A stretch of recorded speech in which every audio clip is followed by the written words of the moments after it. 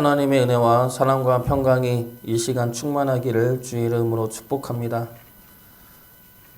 창세기 42장부터 44장까지의 내용은 요셉이 형들과 화해하는 모습을 담고 있습니다. 그리고 그 모습의 절정의 장면이 바로 오늘 읽은 본문의 말씀입니다. 유다의 이야기를 통해 요셉은 결국 울음을 참지 못하고 자신을 드러내며 진정한 화해의 모습을 나타냅니다. 용서와 화해는 다르다고 했습니다. 용서는 하나님과 나와의 문제이죠. 상대방이 어떠하든 하나님 앞에서 용서할 수 있어야 합니다. 그러나 화해는 다릅니다. 내가 용서했다 하더라도 상대방이 변화되지 않으면 함께 할 수가 없는 것이 화해입니다. 요셉은 형들을 이미 용서하였습니다. 그러나 화해를 이루고 하나가 되기 위해서는 형들이 변화되었는지를 확인해야 합니다. 그래서 요셉은 계속해서 형들을 시험하였던 겁니다. 그리고 오늘 본문에서 드디어 완전히 변화된 형들의 모습을 보게 되고 그토록 바라던 화해를 이루게 됩니다. 하나님께서는 우리를 용서하셨습니다. 그렇게 구원하셨습니다. 그러나 우리가 죄사함을 받고 구원받았음에도 불구하고 하나님과 하나 되어 간다는 느낌은 받지 못할 때가 있습니다. 오히려 나 혼자 가고 있는 것은 아닌가, 하나님은 도대체 어디 있는 거야 라는 느낌을 받을 때가 많이 있죠. 그러면 그 이유 중에 하나로 우리가 하나님과 제대로 화해를 이루었는지 살펴볼 필요가 있을 것입니다. 하나님과 온전한 화해를 이루어야만 우리는 하나님과 함께 갈 수가 있기 때문입니다. 화해를 이루기 위한 모습 첫 번째는 오늘 본문에 나타난 형들의 모습을 통해 화해를 이루는 모습을 보면 화해를 이루기 위한 모습 첫 번째는 뉘우침입니다. 내가 죄인임을 깨닫는 것이죠. 16절 말씀 보겠습니다. 유다가 말하되 우리가 내 주께 무슨 말을 하오리까, 무슨 설명을 하오리까, 우리가 어떻게 우리의 정직함을 나타내리까. 하나님이 종들의 죄악을 찾아내셨으니 우리와 이 잔이 발견된 자가 다 내 주의 노예가 되겠나이다. 유다가 이 말을 할 때 유다는 잘못한 것이 없습니다. 애초에 은잔을 숨기지도 않았을 뿐더러 그 은잔도 베냐민에게서 나왔지 유다에게서 나온 것이 아닙니다. 요셉의 은잔이 베냐민에게서 나왔지 유다나 다른 형들에게서 나온 것도 아니죠. 그러면 유다 입장에서는 억울할 수가 있습니다. 아무 잘못한 것도 없는데 왜 이런 일들이 벌어지느냐. 그런데 그때 유다와 그 형들은 요셉을 생각해냅니다. 처음에 정탐꾼으로 몰렸을 때부터 형제들은 요셉을 생각해냈습니다. 그러면서 한 말이 무엇이냐면 우리가 요셉을 팔아서 우리가 그때 요셉에게 죄를 지었기 때문에 지금 이렇게 벌을 받고 있는 거다라고 말을 합니다. 오늘 본문의 유다도 이러한 이야기인 것입니다. 우리가 은잔을 훔치진 않았다. 그러나 이런 일이 우리에게 벌어질 만하다. 왜냐하면 우리는 요셉을 판 죄인이기 때문이다. 그래서 하나님이 우리의 죄악을 발견하신 것이라고 고백하고 있는 겁니다. 비슷한 이야기가 옛날 중국에도 있습니다. 전국시대에 유명한 백기 장군이 있었는데 이 장군은 모든 전쟁에서 승리를 합니다. 그리고 가장 큰 전쟁에서 이기고 적국의 포로 40만 명을 잡아 가둡니다. 그런데 이 40만 명을 먹이자니 군량이 부족하고 풀어주자니 후환이 두려워서 이 40만 명을 하룻밤에 모두 죽입니다. 잔인하죠. 그 이후에 백기 장군은 정치 싸움에서 밀려 귀양을 가게 되는데 그때 백기 장군이 이러한 말을 합니다. 내가 왜 죽어야 하는가? 억울해하죠. 그러다 한참 후에 나는 죽어 마땅하다. 수십만 명의 젊은이들을 죽였기 때문이다. 그리고 자결을 합니다. 우리가 우리 죄를 깨닫지 못할 때는 우리를 둘러싸는 환경과 상황들에 불만을 가지게 됩니다. 억울함을 가지게 되죠. 왜 내가 이런 고난을 당해야 합니까? 왜 내가 이런 어려움을 겪어야 합니까? 내가 잘못한 게 없는데, 내 잘못이 아닌데.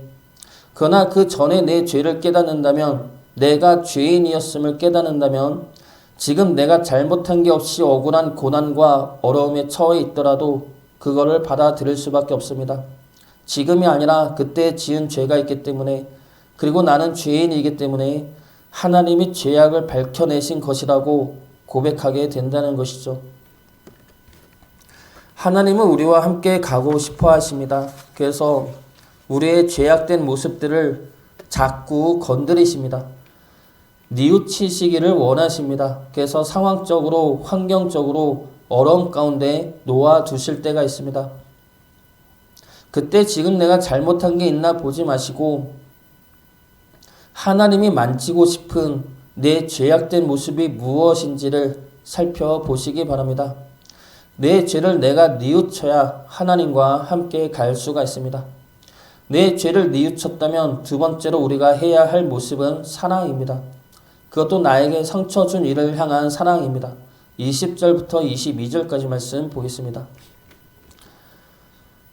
우리가 내 주께 아뢰되 우리에게 아버지가 있으니 노인이요 또 그가 노년에 얻은 아들 청년이 있으니 그의 형은 죽고 그의 어머니가 남긴 것은 그뿐이므로 그의 아버지가 그를 사랑하나이다 하였더니 주께서 또 종들에게 이르시되 그를 내게로 데리고 내려와서 내가 그를 보게 하라 하시기로 우리가 내 주께 말씀드리기를 그 아이는 그의 아버지를 떠나지 못할지니 떠나면 그의 아버지가 죽겠나이다.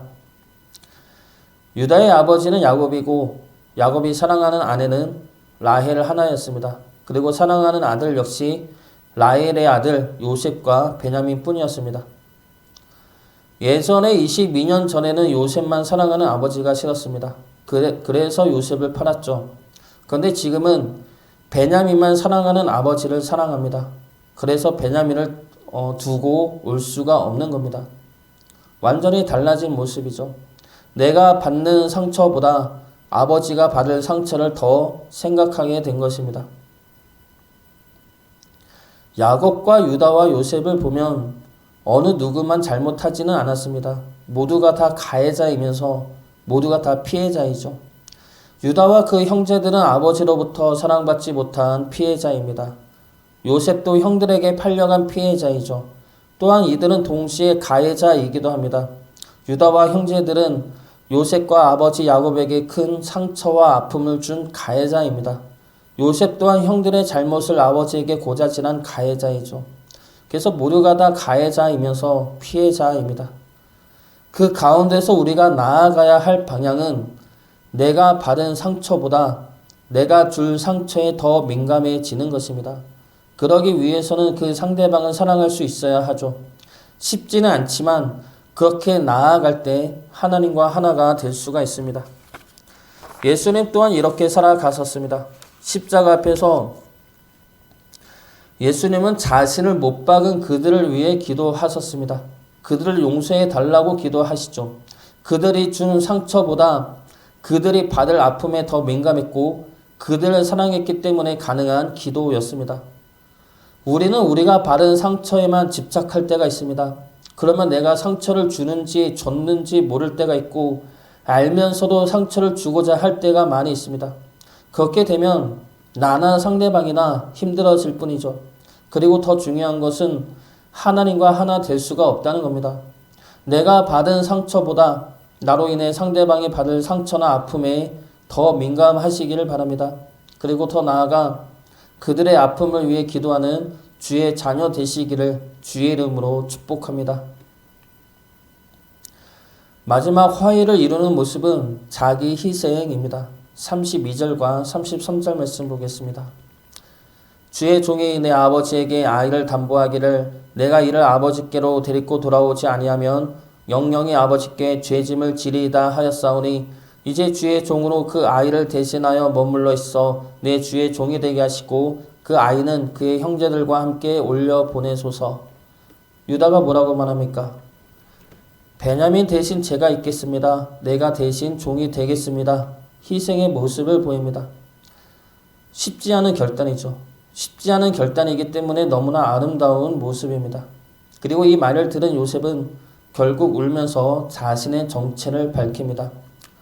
내가 대신 희생하는 모습은 쉽지가 않습니다. 내 죄를 깨닫고 내 상처와 아픔보다는 상대방의 상처와 아픔을 더 헤아릴 수 있을 때 희생이 가능해집니다. 자기의 희생을 가장 많이 보여주는 사람은 아마도 엄마일 것입니다. 자녀를 위해 자기의 희생을 한없이 평생 보여주죠. 미국의 브렌 브라운이라는 심리학자에 따르면 엄마는 자녀에게 일어나지 않은 일에 대한 죄책감을 미리 느끼며 산다고 합니다. 예를 들면 유학을 보내달라는 자녀에게 한 번에 허락하는 엄마는 거의 없습니다. 왜냐하면 유학 가서 잘못되면 그 책임을 자신의 책임으로 생각하기 때문이라는 겁니다. 그러면 엄마는 그때 말렸어야 하는데 하며 평생을 자책하며 산다고 합니다. 자녀들이 잘못을 하죠. 하지 말라는 것을 합니다. 그래서 자녀들이 다치고 아파합니다.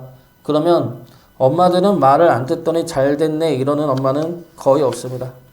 그때 잡지 못한, 그때 돌보지 못한 자기 자신을 자책하며 아파하는 것이 엄마라는 겁니다. 그래서 이 생각 때문에 자녀가 아픈 것보다 자신이 더 고생하는 것을 택합니다. 자녀가 힘든 것보다 자신이 차라리 힘든 게 더 낫다고 생각을 하죠. 그래서 스스로 희생을 하는 것입니다.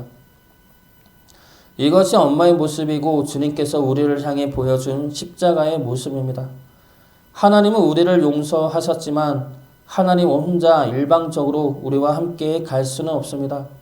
하나님과 함께 갈 수 있는 것은 우리의 변화된 모습입니다. 내가 받은 상처와 피해와 아픔에만 집착하지 마시기 바랍니다. 그것만 잡고 가면 우리는 하나님과 하나 되어 갈 수가 없습니다. 하나님 앞에 잘못된 내 자신을 돌아보고 내 상처보다 내가 준 상처와 아픔에 더 민감하게 반응하며 주님과 같이 희생의 모습을 닮아갈 때 우리는 비로소 하나님과 하나 되어 갈 수가 있습니다. 하나님과 하나 되어 기쁨으로 주님과 동행하는 주의 자녀 되시기를 주의 이름으로 축복합니다.